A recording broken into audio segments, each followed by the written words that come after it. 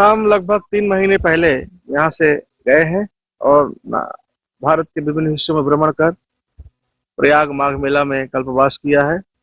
और अभी हाल ही में चित्रकूट में एक बहुत बड़ा शिव शक्ति महायज्ञ राजराजेश्वरी महाराधना, जिसमें 50,000 लाखों लोगों ने भाग लिया है। और मैं 3 महीने पहले यहाँ से प्रवास पर गए थे।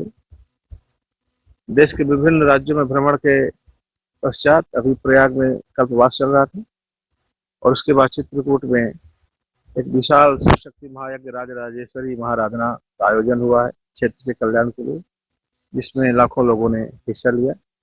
और आज हम यहाँ गोवर्धन पहुँचे हैं। होली के पावन पर्व पर यहाँ प्रवास रहेगा और विभिन्न कार्यक्रमों में हिस्सा भी लेना है। और आज मैं जो खास तौर से आप लोगों से बात कर रहा हूँ, सर्वप्रथम मैं बांग्लादेश के जो नए प्रधानमंत्री अभी चुन के आए हैं तारिक रहमान साहब को, उनको बधाई देता हूं। उनका कार्यकाल बहुत अच्छा रहे और उनके उस बयान का स्वागत करता हूं जिसमें उन्होंने देश में रहने वाले सब नागरिकों को भेदभाव नहीं करने और सबकी सुरक्षा सुनिश्चित करने, खासकर जो वहाँ अल्पसंख्यक हैं, ईसाई हैं, बौद्ध हैं और हमारे हिंदू समूह हैं, उन सब के हित की, मान मर्यादाओं की, धार्मिक मान्यताओं की रक्षा करने का उन्होंने वादा किया है। और उन्होंने अपने प्रारंभिक एक्शन में ये दिखाया भी है। उन्होंने हिंदू नेता को जो अपनी सरकार में महत्वपूर्ण मंत्री बनाया है, तो हम उनसे आशा करते हैं और आग्रह करते हैं कि हमारे 1.25 करोड़ जो वहाँ हिंदू भाई रह रहे हैं, पिछले 1.5 सालों में उन्होंने बहुत यातनाएं सही। भय और आतंक का माहौल था, जो हुआ है दुनिया जान ही रही है। तो जो उन्होंने घोषणाएं की हैं, जो वादा किया है, उसको वो लागू करेंगे और निर्भयता का माहौल बनेगा। हिंदू समाज वहाँ निर्भयता से रहे, उनके धार्मिक मान मर्यादाओं की रक्षा हो, परंपराओं की रक्षा हो और हमारे जो वहाँ शक्तिपीठ हैं, अन्य धर्म स्थल हैं, भैरव मंदिर हैं, उन सब को पूर्ण सुरक्षा और उनके विकास के लिए भी ध्यान दिया जाए।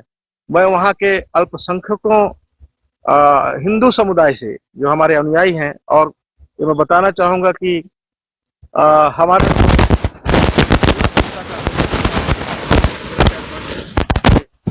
हम 145वें पीठाधीश्वर हैं, तो